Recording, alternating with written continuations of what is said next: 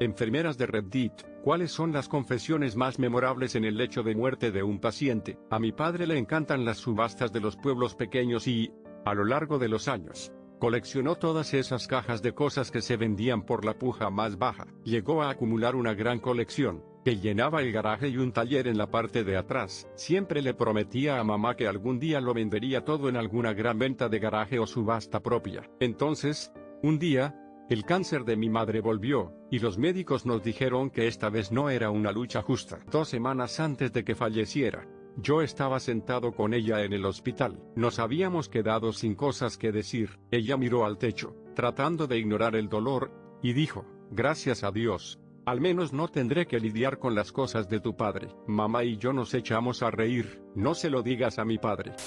Algo parecido, supongo. Soy enfermera de quirófano. Mi trabajo es asistir al cirujano durante las cirugías. Estaba preparando a un paciente anciano para una cirugía de alto riesgo. Había una buena posibilidad de que se pusiera bien, pero también había una buena posibilidad de que las cosas salieran mal. Él lo sabía. Mientras la ARC preparaba la anestesia, yo estaba de pie junto a él revisando su historial y las autorizaciones firmadas. Y me dijo, necesito que le digas a mi mujer que siento todas las veces que le he levantado la voz. No fueron muchas veces, pero ahora mismo desearía que no hubiera ninguna. Esa fue la primera vez que se me atragantó la cama. Menos mal que había máscaras porque ayudaban a ocultar mi expresión. Tenía tantas ganas de decirle que todo iba a salir bien, pero nadie sabía si iba a ser así. Le dije, haré todo lo que necesites, pero ahora mismo vamos a pensar en algunos recuerdos felices antes de que te hundas. Le pedí que me hablara de su primera cita con su mujer. Una vez que estuvo bajo el agua,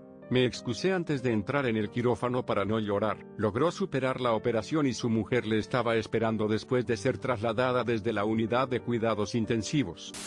Esto fue hace un par de años, cuando hacía una rotación en el turno de noche. Tal vez no sea la confesión que estabas pensando, pero todavía me rompe el corazón. Tuve un paciente una noche, perfectamente bien. Volví a la noche siguiente, y descubrí que había tenido un ataque masivo a media mañana. La familia había decidido no operar debido a factores de edad y otras cosas. La esposa me dijo que habían tenido una buena vida juntos, unos de 40 a 50 años de matrimonio. Estuve toda la noche junto a la cama, sosteniendo su mano. Todos los hijos y nietos también estaban allí. Les dije que, aunque el paciente estaba inconsciente, todavía podía oír, así que animé a la familia a seguir hablando con ellos, a decirles todo lo que quisieran antes de que fuera demasiado tarde. Alrededor de las 4 de la mañana, me di cuenta de que el paciente estaba cerca del final, sus cambios de respiración, y la esposa me preguntó si ya era hora. Le di una respuesta sincera y se puso histérica,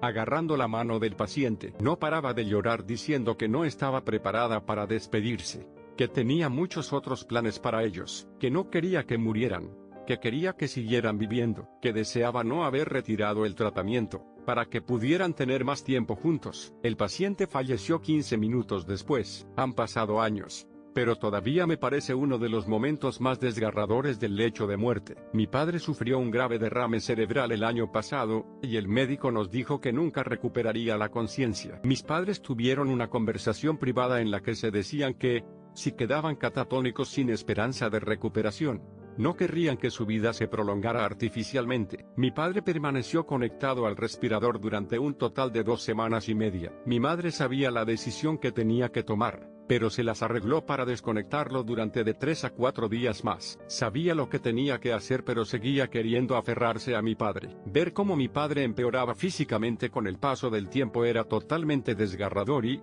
al final, no queríamos que sufriera más a pesar de que nos costaba soltarlo. Tu historia me recordó a cuando finalmente le quitamos el respirador a mi padre, y cómo le cogimos de las manos y le hablamos durante sus últimos momentos. Lo que ocurre con la muerte es que nunca habrá un momento en el que sientas que una persona ha vivido lo suficiente. Hace poco atendí a una mujer que sufrió varios accidentes cerebrovasculares agudos en poco tiempo. Una semana antes era independiente, montaba a caballo todos los días, y seguía dando clases a tiempo parcial en la escuela local, a pesar de tener más de 80 años. Cuando llegó a mis manos, ya no hablaba, era incontinente y no podía alimentarse por sí misma. Tenía la sensación de que estaba lo suficientemente intacta desde el punto de vista neurológico como para entender lo que ocurría. Así que hablé con ella todo lo que pude cuando estaba en la habitación. Hablé con ella de sus hijas, que habían llamado todos los días, de su marido, que no había llamado, pero omití esa parte, del tiempo, de sus caballos, de sus alumnos, que habían enviado una tarjeta. El último día de mi semana de trabajo, su hija de fuera del estado había encontrado por fin un vuelo. Se sentaron en silencio y se cogieron de la mano durante horas. El horario de visitas terminaba justo con el cambio de turno, así que entré a dar un informe mientras la hija se despedía. La paciente dijo entonces lo que yo sabía que iban a ser sus últimas palabras: siempre te cuidaré, y señaló a su hija, y luego a mí, y luego se quedó dormida. 2 días después, cuando volví al trabajo, me informaron de que había fallecido por la noche. Soy enfermero, hombre y blanco, y he trabajado con muchos ancianos. Un hombre de más de 90 años me habló de cómo había formado parte del KKK en su juventud, y de lo avergonzado que estaba por haber participado en varios linchamientos y otras agresiones a negros e incluso a algunos católicos blancos. Había tenido varios asistentes de enfermería y técnicos de atención al paciente que eran negros o hispanos, y siempre fue muy educado y a veces incluso cariñoso con ellos. Me di cuenta de lo mucho que le atormentaba su pasado. Me pidió que no compartiera esta información con ningún miembro del personal. Los últimos días antes de que se debilitara demasiado para seguir hablando, le preguntó a una de las enfermeras negras con las que trabajaba si le perdonaba. Ella no sabía por qué le pedía perdón, pero le dijo que sí lo hacía, y le ayudó a estar bien con Jesús. Murió en paz un par de días después. También tuve una mujer de más de 100 años que me dijo que había sido maltratada por su primer marido, pero que estaba atrapada en el matrimonio por la cultura de la época. Le habían tirado de un caballo, con el que también había sido muy cruel, y le habían dado varias patadas. Ella ignoró sus gritos de auxilio y lo dejó morir. Dijo que nunca se lo había contado a nadie, pero que se sintió culpable por ello durante más de 80 años, y que todavía podía oírle gritar pidiendo ayuda. Hablamos de ello durante mucho tiempo. Yo trabajaba en el turno de noche, y eso me dio la oportunidad de pasar más tiempo con algunos pacientes. Mi experiencia trabajando con personas con TED me ayudó a ayudarla a ver que estaba actuando para protegerse a sí misma, y a los demás de él, y respondiendo desde un lugar de miedo natural. Antes de morir me dijo que yo la había ayudado a encontrar la paz con ello. Mi fe y mi propia experiencia de vida me han enseñado que las personas hacen cosas en el momento porque a menudo es lo que creen que tienen que hacer, y no para juzgarlas, sino para ayudarlas a encontrar la paz dentro de sí mismas. Una especie de confesión. Mi abuela era de España. En algún momento de mi vida me dije, ¿por qué no sé hablar español? Así que le pregunté a mi madre, ya que tampoco la había oído hablar en español. Ella me dijo, mi madre vino a Estados Unidos, y era de las que dicen ahora estamos en Estados Unidos, así que ahora hablamos inglés. Cuando empezamos a molestarla para que nos enseñara español, afirmó que había olvidado cómo hablarlo. Todos pensamos que era una mierda, pero ella se mantuvo firme. Fue muy lista hasta los 90 años y vivía sola. Finalmente, fue demasiado y la trasladamos a nuestra casa, y luego a una residencia asistida porque quería estar más cerca de sus amigos. Cuando acabó en una residencia de ancianos porque estaba en las últimas y su mente empezó a fallar, la pillamos hablando en español con el personal, en su mayoría hispano. Básicamente, tuvo que volverse senil para olvidar que nos había dicho que no sabía hablar español. Fue una confesión involuntaria de que ella siempre supo hablar español, pero que simplemente no quería hacerlo porque no era lo americano. Mi primer año como enfermera trabajé en cuidados paliativos. Tenía una joven de 28 años que se estaba muriendo de cáncer. Se mudó aquí desde Canadá para estar con su novio, que la dejó un año después de mudarse. No esperábamos que se deteriorara tan rápido. La cogí de la mano mientras moría sola, sin su familia ni sus amigos, pero justo antes de morir, me dijo que deseaba no haber dejado nunca Canadá y lloró. Su familia estaba en el extranjero y no pudo llegar a tiempo. Es memorable para mí porque me recuerda que debo decirle a mi familia que la quiero con regularidad, y que debo pasar tiempo con los amigos y dejar de poner excusas.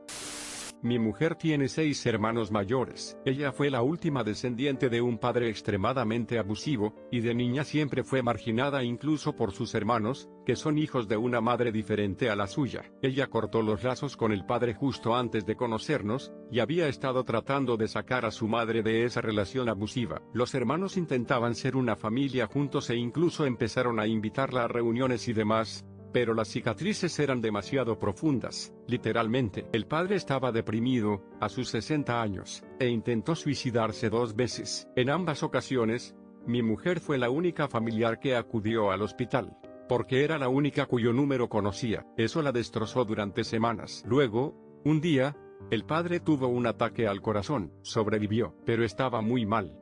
Solo en la cama del hospital. Mi mujer llamó a los hermanos, y los 7 decidieron que él recogiera lo que había sembrado y se negaron a ir al hospital. Estuvo en terapia durante meses y nunca la había visto con una determinación tan fuerte. Murió un par de días después. Me pidió que me ocupara del cuerpo. Un empleado del hospital me dijo ese día que todo el personal hablaba del hombre que lloraba horas antes de un segundo infarto mortal, y preguntaba desesperadamente por qué no apareció ninguno de mis hijos. ¿Dónde están mis hijos y mi hija? Me pasé como 30 horas flipando sobre si debía contárselo a mi mujer. Decidí contarlo. Ella puso una cara de hierro.